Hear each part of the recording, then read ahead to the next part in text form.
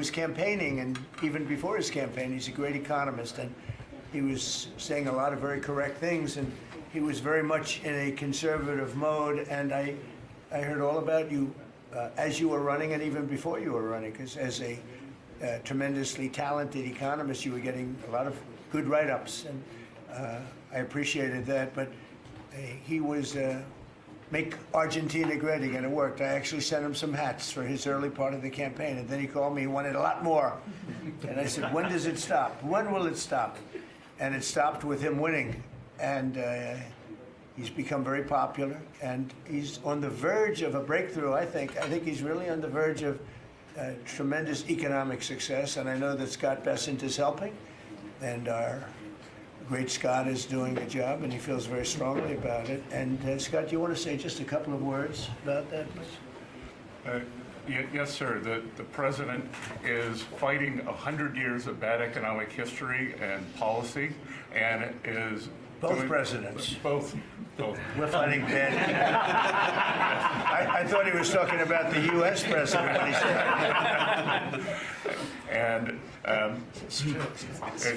there's a midterm election coming up. We think he's going to do quite well, and then continue his reform agenda. Mr. President, as you said, President Obama had a big opportunity during his term, which he wasted. Many governments in Latin America went center-right, and the U.S. ignored them. We are not going to ignore our allies. It is economic strength. We're using our economic strength to create peace, just as you've done all over the world.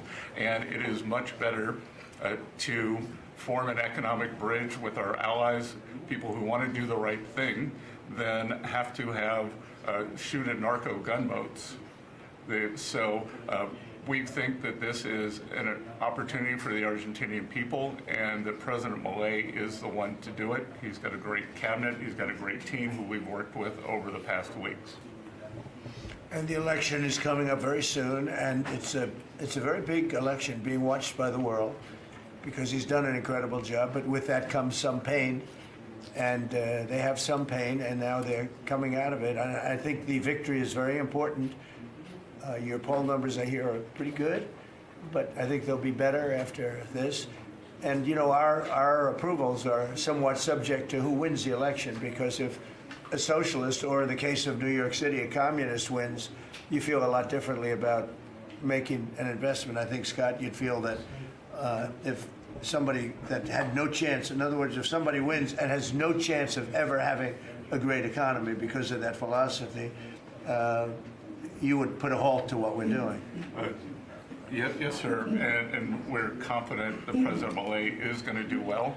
We've been criticized by a couple of American Peronists, like Senator Warren. And you know, she and that's a compliment. Yeah. She has no idea what she's doing. She's a nasty, horrible senator. Go ahead. Other than that, I like her very much. Yes, and she and her protege in New York, Mandame, who I don't even think he's a Peronist. I think he's more the communist Chauvinismo. So we stand with the president and what he stands for, and the hope for the Argentinian people. And President Trump, just like you, he carries the young people. So it's hope for the future. The Argentines have made the decision to shake off 100 years of bad policy. They went from one of the richest countries in the world to a ton of debt. And I think that with the bridge the U.S. is giving them and the strong policies, that Argentina can be great again. Thank you very much. Please, go ahead, please. Muchísimas gracias por esta recepción. Me siento muy honrado, muy especialmente en este momento en el que, digamos, gracias al gran liderazgo suyo, presidente Trump, ha logrado la paz en Medio Oriente. No solo este gran logro que ha sido alcanzar la paz en Medio Oriente, sino lograr el retorno de los 20 rehenes vivos. Además, quiero también felicitar por esa labor y por entender, digamos, la amenaza que es el socialismo del siglo XXI en todo el mundo y en especial en América Latina, la labor de Marco Rubio. Y también quiero agradecer profundamente el enorme trabajo que ha hecho el secretario Besen, digamos, para ayudar a superar este problema de iliquidez que tenía Argentina como consecuencia, digamos, de los ataques políticos que hemos sufrido por nuestros opositores que no quieren que Argentina vuelva a abrazar las ideas de la libertad y que quieran volver a abrazar ideas perimidas, fracasadas, que en el fondo no son ni más ni menos que caminos que conducen al socialismo. Así es que, en primer lugar, muchas gracias por recibirme, muchas gracias por lo que están haciendo por el mundo libre y muchas gracias al secretario Besen por la enorme tarea que ha llevado a cabo y que, digamos, nos permite tener una ruta para poder transitar tranquilos y hacer lo que los argentinos de bien necesitan y que creo que va a ser un buen caso para mostrar al mundo que las ideas de la libertad funcionan y generan prosperidad. Muchísimas gracias. Thank you very much. Do we have a interpreter that wants to, you all either have that, has everyone understood? Because I think you made a very important, profound statement, actually. But we could have it interpreted if you want. Does anybody want it interpreted? Would you like that? Would you like it? Can the interpreter speak what, do we have somebody set up for that? You want? It's actually simultaneous, so if the President would like to repeat his statement, we can do it. No, that's okay, don't worry about it. We'll leave it that way. So, it's an honor to have you here, and I just want to tell you that your career has been an amazing one, and it's going to continue with the election. You're going to win the election. We're going to endorse you. I'm going to endorse you today, fully endorse you. And you know, people in Argentina like me. A lot of people like me. I'm even surprised myself. But we had a great week. We had a great weekend. We had a great period of time in the Middle East. It was very comprehensive. It went very rapidly, and I think it's going to lead to something that's going to be unrecognizable, certainly for the Middle East. What's taken place in the last few days, people can't believe it. I've never seen anything like it. I've never seen the love and the spirit. And I've done a lot of things. I've done a lot of deals. I've done a lot of political deals where countries come into line or whatever. But I've never seen anything like this, the level of love. And it has to do with the mystique of the Middle East, I think, because if I did other countries, I did 7 other settlements of wars, complete settlements of wars, and it was very well received. But this is something I've never seen anything like it. The media covered it very fairly, and even the fake news, of which we have a lot, they actually covered it fairly for a change. And I appreciated that. We have to get back to that. It's so important.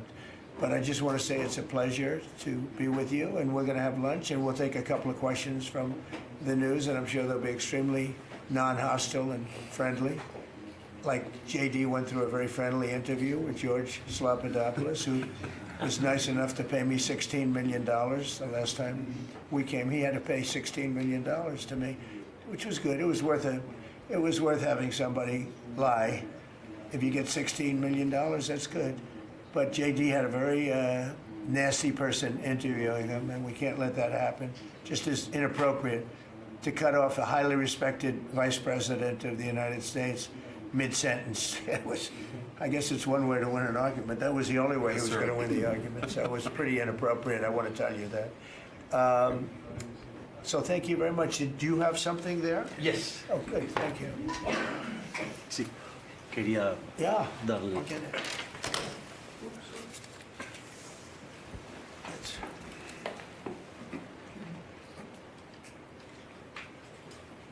That's fantastic. Thank you very much. And when he did this letter, Mr. President, your settlement in the Middle East wasn't done. So we have to do a new letter Let's do it. to include that, because this is a very important. You'll have to add one extra sentence. Exactly.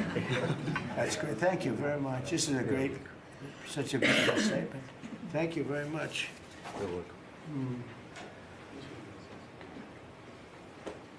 That's beautiful. Thank you. Mr. President, Okay. Mr. President, how is this Argentina? Why don't we talk about Argentina first? And Yeah. Go ahead. How is Argentina Are going? you worried about the How is this influence of Argentina? China in Argentina? Sorry. Go ahead. How is this Argentina rescue package America first?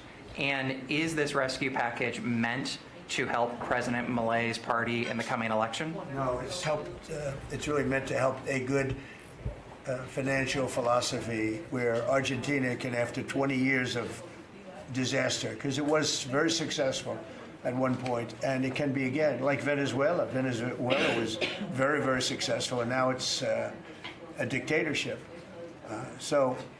When we can help our neighbors, we're making tremendous progress in South America. South America, Marco was telling me, he's like our great expert here, he really knows it. You were telling me that so many of the countries are coming our way. And we had, a few years ago, when I just came back, so I've been here now almost 9 months, but when I just came in, I was amazed to see how poorly we've done. We lost so many, and one of them was Argentina, would be lost if he wasn't there. And I think he will be there because the people recognize he's done an amazing job. He took over a real mess. So did I take over a mess. I took over a mess by, the Biden group. And Obama he started it, I'll tell you. Barack Hussein Obama started it. Could you give a couple of words on South America? You were telling me so well yesterday how well we're doing. Go ahead. Well, first of all, we have now 8 or 9, 10 countries, Argentina being foremost among them, that have aligned with the United States on issue after issue in international community events all over the world. They're, in fact, these great allies like Argentina, but I can go into others, Costa Rica, I don't want to leave anybody out, El Salvador, but I think one of the more promising developments is later this month, there'll be an election in Bolivia. After 25, 30 years of anti-American hostile government, both of the candidates running in that election and the runoff election want strong and better relations with the United States and another transformative opportunity there. But so I think this is important. This is our hemisphere. It's where we live. And having strong neighbors such as this. And great progress has been made, really. And we'll make more. Absolutely. Over the last 9 months. Really over the last 9 months. Yeah, please. Mr. President, from Argentina, Buenos Aires, do you imagine soon a free trade agreement with Argentina? Could it be possible soon? Yeah, it will be. Well, we're going to discuss some of it today, but no, we want to help Argentina, and we want to always help ourselves, but we want to help Argentina. And one of the ways we can do, they have great product, and we used to do a lot of trade, and then if you look at what the Democrats, well, they didn't know. They didn't know. Honestly, they didn't know what they were doing. But a lot of that trade disappeared, and they have great product. So we'll be trading with Argentina, and it'll be helpful to them, and it's helpful. It's good for us also. Mr. President, was China trying to draw a wedge between the U.S. and Argentina by buying soybeans from Argentina and not U.S. farmers? I would say so. And China on the port fees. China They've likes to increased draw port fees on wedges. U.S. ships too. Yeah, sure. I mean, I guess that's natural. It's China, and it's natural, but it's not gonna mean anything in the end. Mr. President, Mr. President, from Argentina, should Argentina end the China swap and close the space base in Neuquén? I don't think you should be doing business much with. You can do some trade, but you certainly shouldn't be doing beyond that. Certainly shouldn't be doing anything having to do with the military with China. And if that's what's happening, I'd be very upset about that. Yeah. And what about You the swap? understand this guy, right? Mr. President, You do understand. Mr. President, what about the swap? Because it's so important for Argentina, the swap. Go ahead. The central bank. The American assistance is not predicated on the swap with China being closed. Any reporting to that effect is incorrect. But you said that Argentina has to export China from your business or from your agenda, and the swap is so important for Argentina. No, I was referring more to ports, military bases, observation facilities that have been created in Argentina. Than the swap? More than the swap? More than the swap. Okay. Mr. President. He was referring to that. Yeah, behind you, please. Yes, President, for Argentina, what's the benefit for United States in helping this way Argentina? Just helping a great philosophy take over a great country. Argentina is one of the most beautiful countries that I've ever seen. And we want to see it succeed. Very simple. I mean, we don't have to do it. It's not going to make a big difference for our country, but it will in terms of South America. If Argentina does well, you're going to have others following, and a lot of others are following. You have countries in South America that 2 years ago would have never even been thought of to go as democracies or as just countries that want to do fair and balanced trading. And now I mean, you mentioned Bolivia, but there are numerous other countries that are coming our way. And Brazil, as you know, I had a very good conversation with the president. I met him at the United Nations before I went up to speak, and then I found that I didn't have a speech because I had no teleprompter. They turned off my teleprompter purposely. They made it impossible for me. But I mean, you do not But it have- didn't silence me. I spoke without, and it was a good speech. I mean, it was a good But I mean, speech. you But no, have a- think of that. You go into the United Nations, I'm speaking in front of 158 leaders and the whole world. And I look at my teleprompter and it's dead. They killed my teleprompter. They wouldn't let the man that operated into the booth. Can you believe that? But you don't have any specific interest in economic terms for the I state? do have. No, I want to see it succeed. I think it's going to be great, and we will benefit also. But it's not that big a benefit because it's not that big a country, but it's a very important country, and it's a country that can be very successful. There are some countries that will never be successful. This is a country that has great potential if it has the right leadership, and you have the right leadership with this man right here. Okay? Mr. President, Mr. President, would you support dollarization? I would say that I'll leave that up to my my economic people, but I like the dollar. I'm very strong on the dollar, and anybody who wants to deal in dollars, they have an advantage over people that aren't. But for the most part, we're keeping it that way. I think if Biden would have, Biden, that group would have gotten elected, meaning Kamala, you wouldn't have the dollar as your currency anymore. You wouldn't have a world domination by the dollar if I didn't win this election. And now the domination, like BRICS.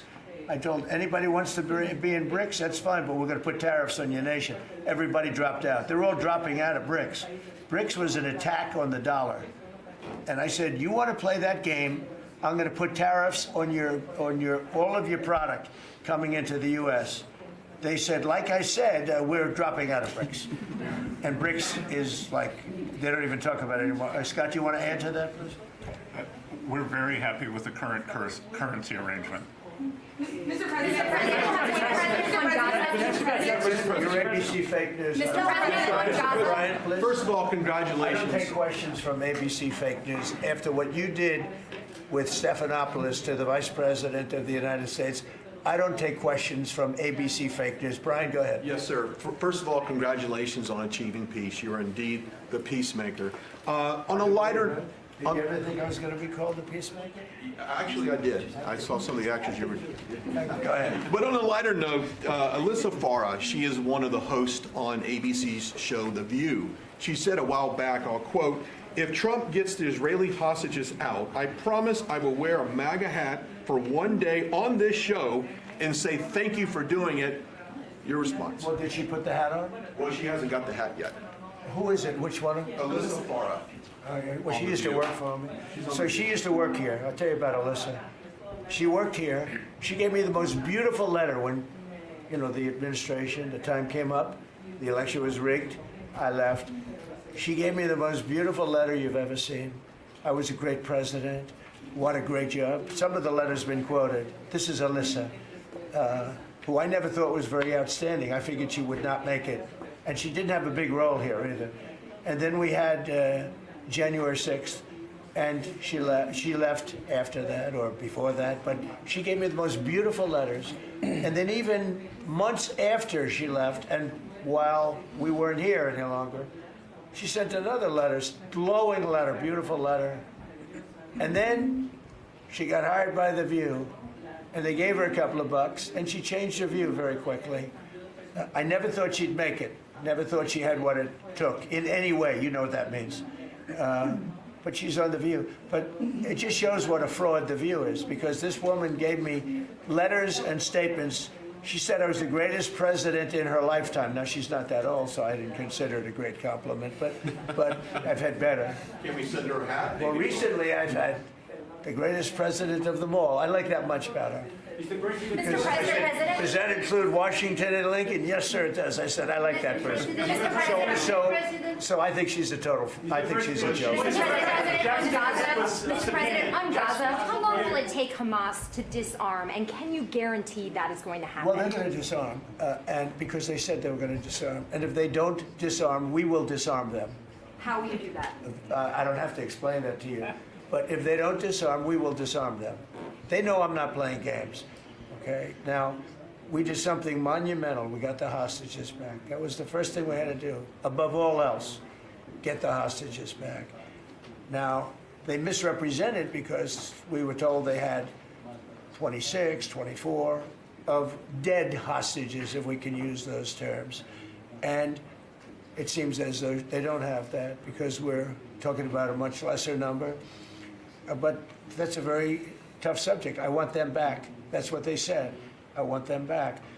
Also, they said they were going to disarm. And initially speaking, they needed, they did take out a couple of gangs that were very bad, very, very bad gangs, and they did take them out, and they killed a number of gang members. And that didn't bother me much, to be honest with you. That's okay. We had a couple of very bad gangs. It's no different than other countries.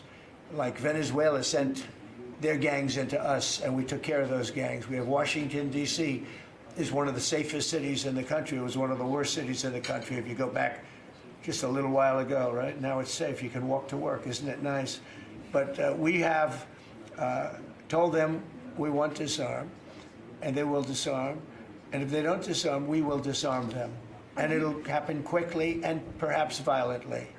But they will disarm. Do you understand me? Yes, you say because quickly. everyone says, oh, well, they won't disarm. They will disarm.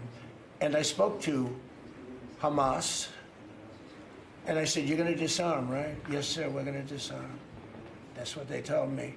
They will disarm, or we will disarm them. Got it? Okay. What is next. the deadline you're going to put on that? You say quickly, sir. Sir, you said quickly, but what is the deadline you're going to put on that before you reasonable take period action? of time, pretty quickly. Mr. A President. reasonable period of time.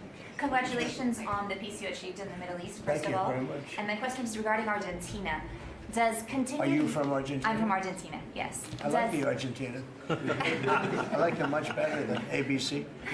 Than ABC fake news. Me too, sir. Yes, go ahead. Does continued U.S. support for Argentina depend on the results of the upcoming legislative elections and the ability of the government to pass long-lasting reforms through Congress? Well, I think if they don't do that, we're not going to be around very long. Scott, can you handle that one, please? We're confident that the president's party will and the coalition will do well in the election, and this aid is predicated on robust policies, and going back to the failed Peronist policies would cause a U.S. rethink. Thank you very much. It's a great question. It's a little like New York. You're reading in Argentina about New York. We have a problem. We have a communist who's 33 years old, doesn't know a damn thing. Practically, he's never worked a day in his life. And he sort of caught on, right? And I'm not going to send a lot of money to New York. I don't have to. The money comes all through the White House. And if they're going to be sending us stupid policies, communist policies, which is proven for thousands of years doesn't work. We don't have to prove it again. We're not going to ruin one of our great cities because we'll make that great. We will clean up the crime in about 30 days. It took 12 days to do Washington, D.C., so New York is bigger. And Chicago, we've already made a lot of progress despite fighting from the government, but Chicago's doing great. Memphis is doing really great. We have great support there from the political leaders. They said, please come in and clean up crime. And we love it. We've in 1 week, Memphis is so good. It's so much better. We'll have it within a month. We'll have that into a safe city again. And all of these cities, we want to clean them up. We don't like that opposition. But if somebody's going to be a communist mayor of New York, it's a fluke if he gets in. There are a lot of failed people that he's running against. We have inferior candidates or something, because it's impossible to think that New York City can have a communist mayor. He's a communist. He's not a socialist, by the way. There's a big difference. He's a communist. He's down and dirty. He's a communist. He hates police. He wants to get rid of all police. I mean, how can a policeman? He hates Jewish people, and yet he's got Jewish people supporting him. He hates Jewish people. So it comes through the White House. The funding for New York and for every place comes through the White House. And I'm very generous, and I was always very generous with New York, even when you had opposition there, but I was always very generous.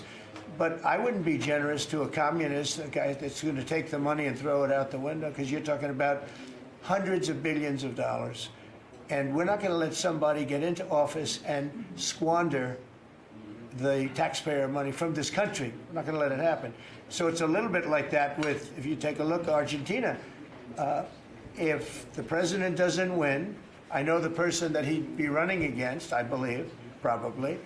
We probably have the person. A person is extremely far left and a philosophy that got Argentina into this problem in the first place.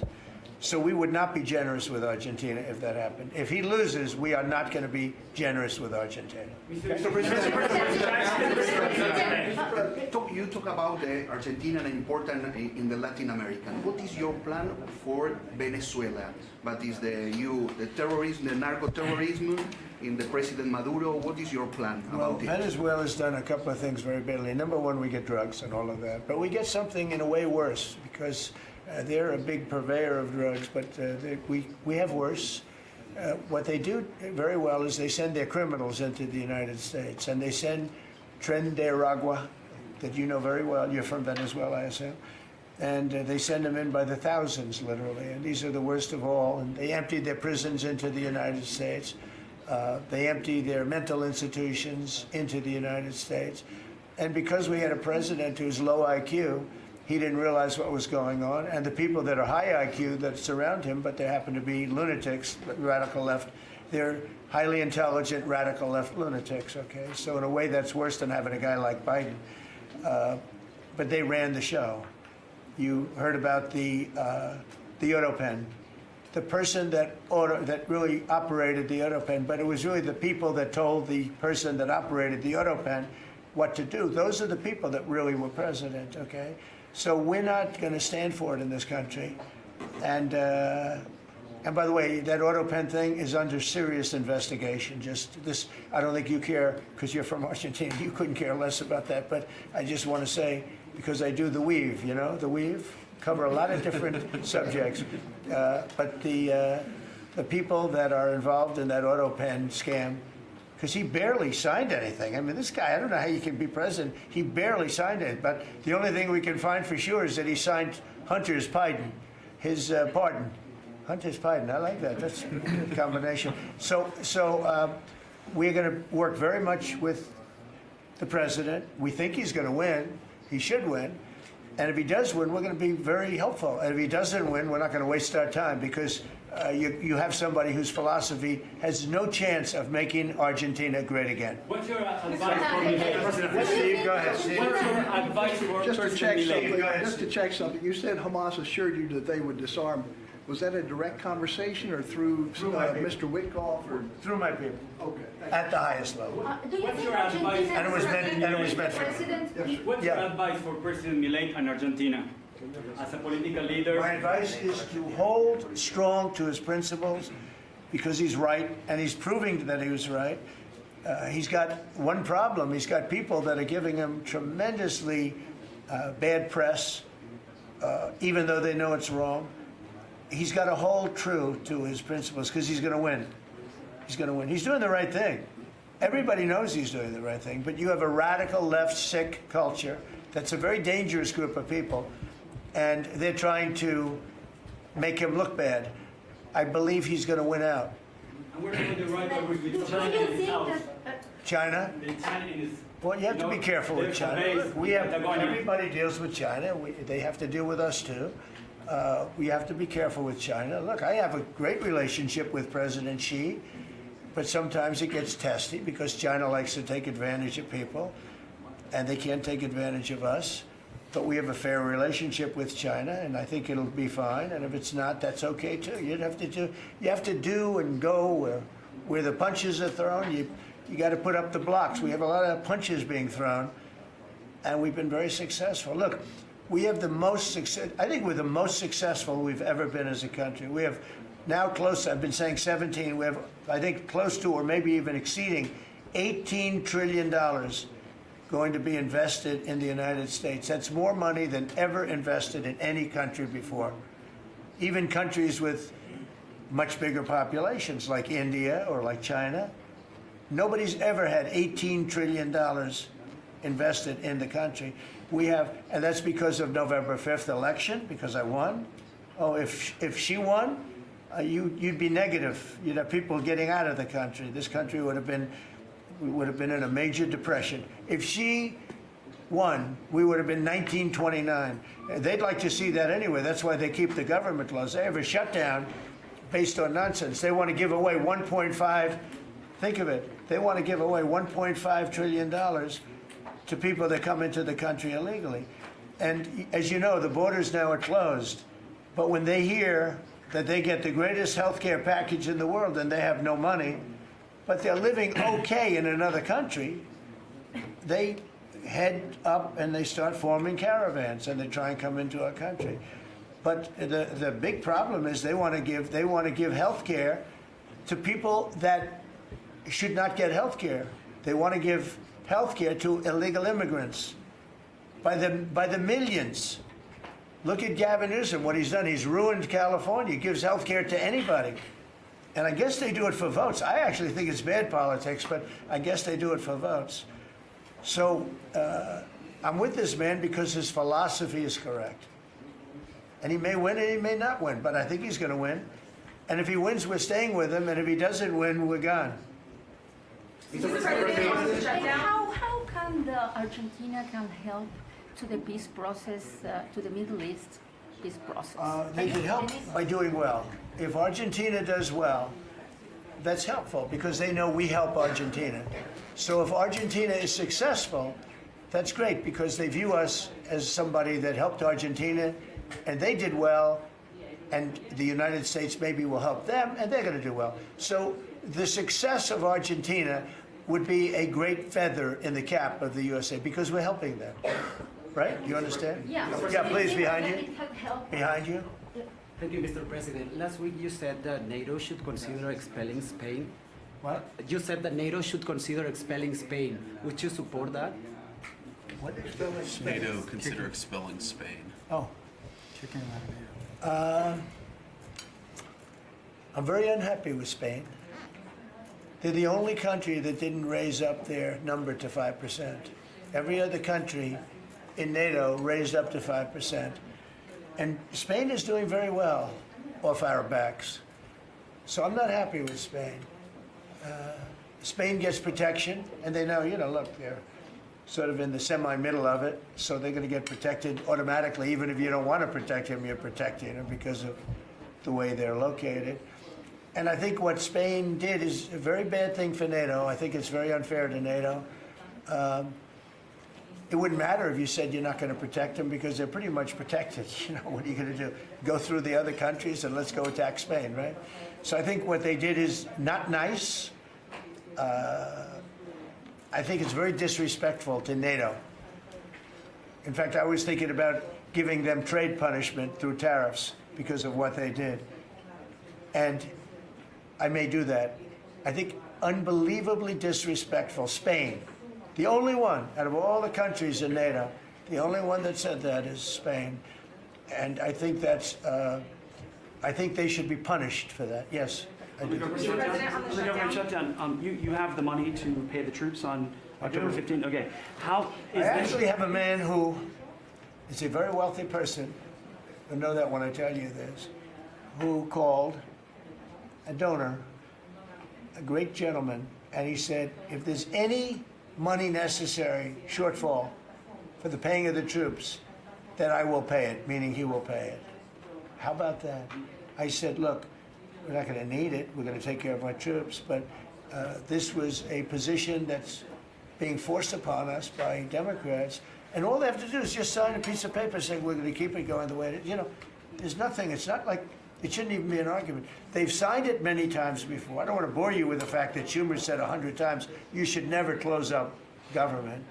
But Schumer's a weakened politician. I mean, he's going to finish his career as a failed politician. He's a failed politician. He's allowed the radical left to take over the Democrat Party. So if they write books about that, if they write books about him, they're going to have to say that his career ended by allowing the radical left to take over the party. I mean, I won an election in a landslide because people are not into the radical left, and the Democrat Party is. People didn't want to see men playing in women's sports. They didn't want to see transgender for everybody. They didn't want to see all of the different things that they do that's so crazy. Open borders. I mean, the worst thing that he did to us, it's not inflation, because we fixed inflation. Prices are way down. I don't know if you saw that gasoline went to 58 just now. Did you see what's going on with gasoline? We track that. No, $58 a barrel. Yeah, we track that. Nobody can believe it. I'm very proud of that. You know why? Because we're pumping like we've never pumped before. Because if you get the gas price down, everything else comes down. It's very simple. And he went away from my policies, and you had the greatest inflation. The last administration had the greatest inflation in the history of our country. And now, as you know, groceries are down. It's all down. But on the shutdown, are you settling in for a long? Is this going to be a long term? Are we looking months? It's up to them. All they have to do is just vote to extend. We don't need it. We're not saying we want money. We don't. All we need is a right to extend.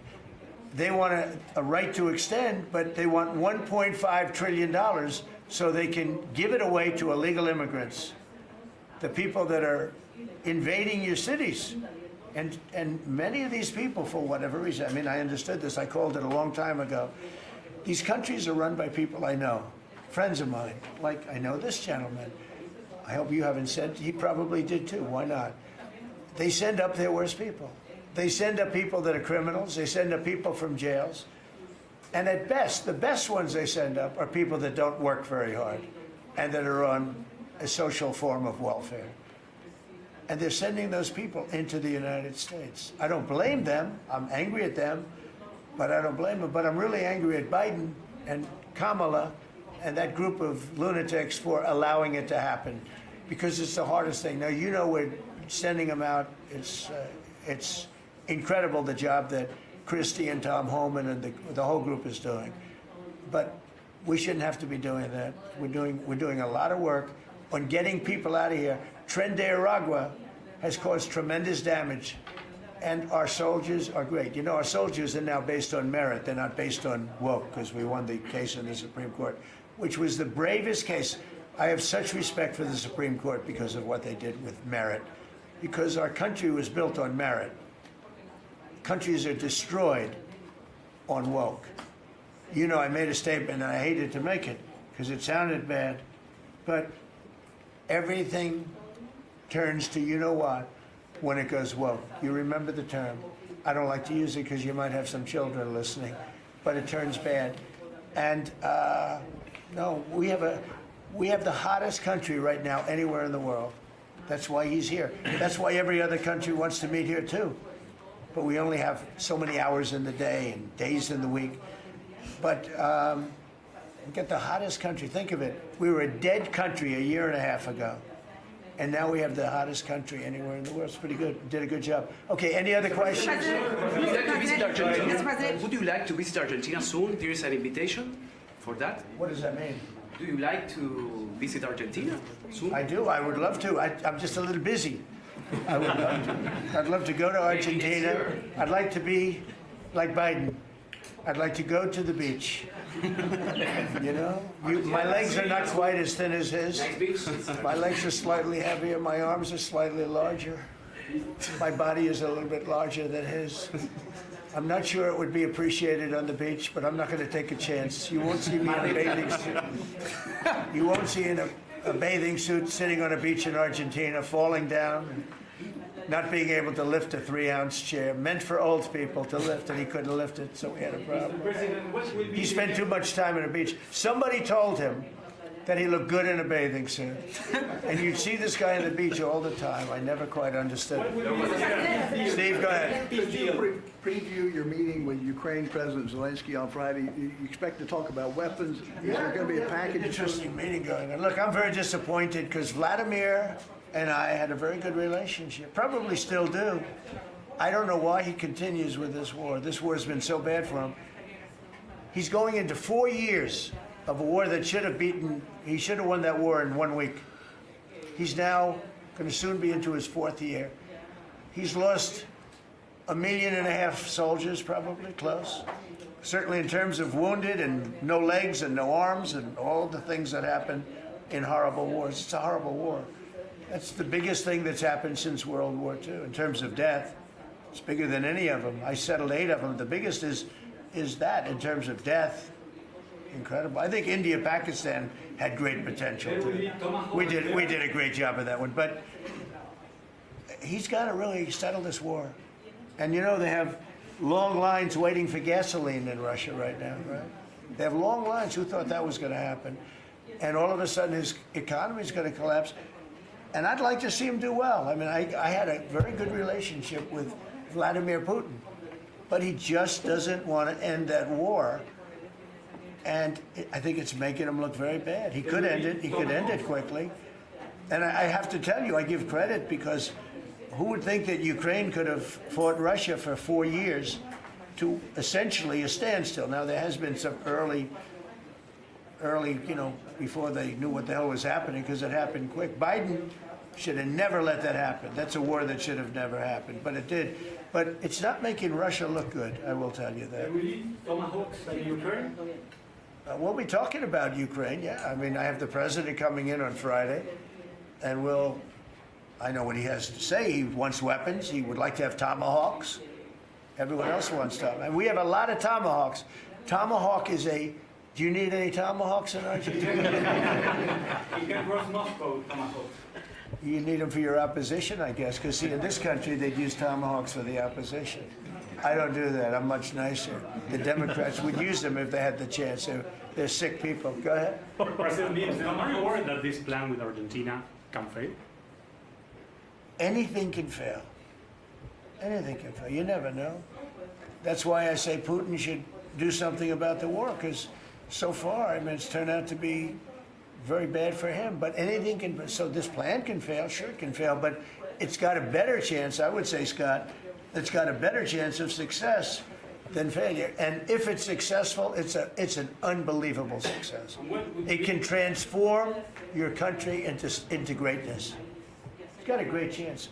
We'd like to give it a chance. Anything can fail, but we'd like to give it a chance. And we think, because he's made so much progress. I mean, the work that he's done over the last 4 years is incredible. And it would be a shame to lose that progress. He's very close to having a big success. Mr. President, will you consider removing new restrictions on the press that report at the Pentagon? And have you spoken to Secretary Hegseth about this? I have, yeah. Well, he's finding, I think I can speak for him. I'll let him speak for himself, but I think he finds the press to be very disruptive in terms of world peace and maybe security for our nation. Press is very dishonest. Not you, but the press is very dishonest. Do you have something to say? Well, I very much appreciate the question, because it was interesting to watch. We had a chance to go along on the historic trip of Middle East peace, which our generation of veterans never dreamed would be possible. So you would think that the Pentagon press corps, of all press corps, would be front and center across the board on wanting to give credit to the president for forging this kind of peace, and instead what they want to talk about is a policy about them, which simply says maybe the policy should look like the White House or other military installations where you have to wear a badge that identifies that you're press, or you can't just roam anywhere you want. It used to be, Mr. President, the press could go anywhere, pretty much anywhere in the Pentagon, the most classified area in the world.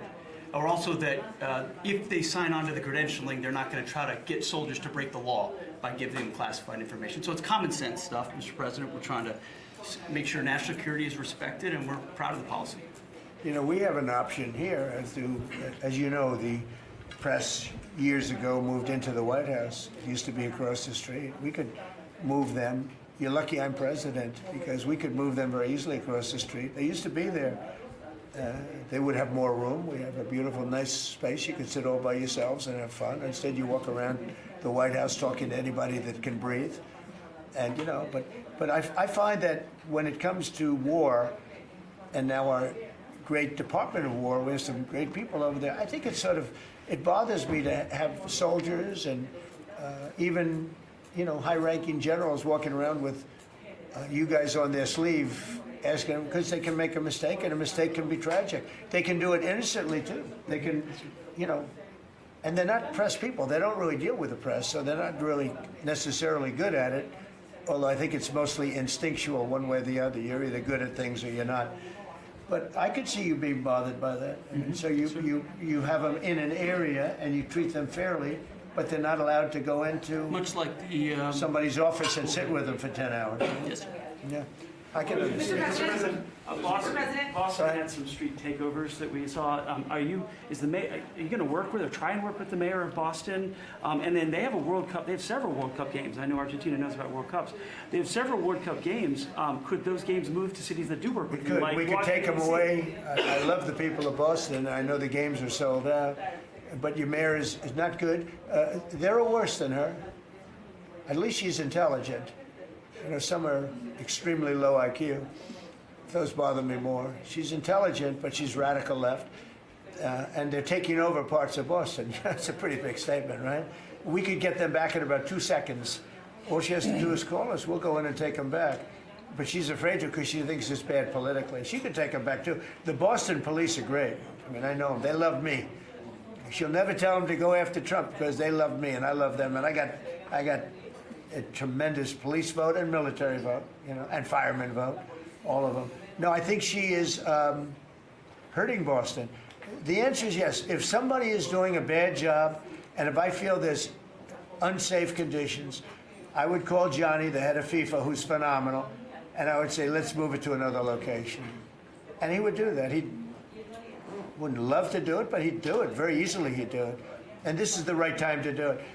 If I thought Boston was doing something that was going to cause safety conditions for the World Cup, I could say the same thing for the Olympics, because we have events that are in different locations for the Olympics. It's based in LA. If I thought LA was not going to be prepared properly, I would move it to another location if I had to. On that one, I'd probably have to get a different kind of a permission, but we would do that. Gavin Newsom, he's got to get his act together, because had we not gone in at the beginning of my term, had we not gone in with a very strong, powerful force, they would have lost LA. Now, you already lost 25,000 houses to fires. You got a big scar right in the middle of the city. And that should have never happened, because they should have had the water flowing in from the Pacific Northwest. All they had to do is open up the valves. He didn't want to do it. And he didn't want to do it, he says for environmental reasons. I don't believe that, but for some reason he didn't want to do it. And lost 25,000. You had no water in the fire pumps. You had no water in the sprinkler systems in the ceilings. There were no houses. Normally the things would go in. You might not have lost 2 houses. So if he doesn't play ball, we're going to have to be very tough with him. He's done a bad job. Just to finish off on that, so when we went in, we did a phenomenal job. We went in with great force, and that was the end of it. We put it out. We extinguished that fire, which was agitation, and it was a very dangerous position to be in. And we went in and did a great job. But the chief, said we could have never done this without President Trump and without the federal government coming in. Okay, that was it. He said that. Now, 2 or 3 weeks later, he said, we could have done it, but he knows he couldn't. The city was going to be taken over if I didn't go in. And you have to remember that. Los Angeles was going to be taken over. And we have it where the chief said it, I believe, numerous times, but that was as it was happening. That was a rough one. That was nasty. And if we saw a situation like that, we'd be forced to make a move. Boston better clean up their act. That's all I can say. Go ahead. One more question. Mr. President. Yeah, please. Do you feel any urgency to end the shutdown in the next week, 2 weeks, or would you be fine if it stretches into November and then toward the holidays with folks not getting paid? Well, you know, shutdown, we've had many, many shutdowns, and this is a shutdown that shouldn't have happened. A group of people brilliantly decided to make it after the election. I said, thank you very much. In other words, give it to Trump instead of Biden. So it shouldn't happen. And likewise, debt ceiling shouldn't have. But the big, great big, beautiful bill solved the debt ceiling problem for Is there a 2 point where years. you would reach out to No, all parties here's what's and try happening to in the come to you? shutdown, though. Honestly, can I put it in plain words for you? And you're a smart guy, so you all understand, but a lot of people don't. The Democrats are getting killed on the shutdown because we're closing up programs that are Democrat programs that we were opposed to. So we're being, and they're never going to come back in many cases. So we're being able to do things that we were unable to do before. So we're closing up programs that are Democrat programs that we wanted to close up or that we never wanted to happen, and now we're closing them up. And we're not going to let them come back. The Democrats are getting killed. And we're going to have a list of them on Friday, closing up some of the most egregious, socialist, semi-communist, probably not full communist, we're saving that for New York, but semi-communist programs, and we're closing them up. We're not closing up Republican programs because we think they work. So the Democrats are getting killed, but they're not telling the people about that. I say it, nobody, well, I haven't said it probably as bluntly as I just said it, but so we are closing up Democrat programs that we think, that we disagree with, and they're never going to open again. Thank you very much. Thank you, everybody.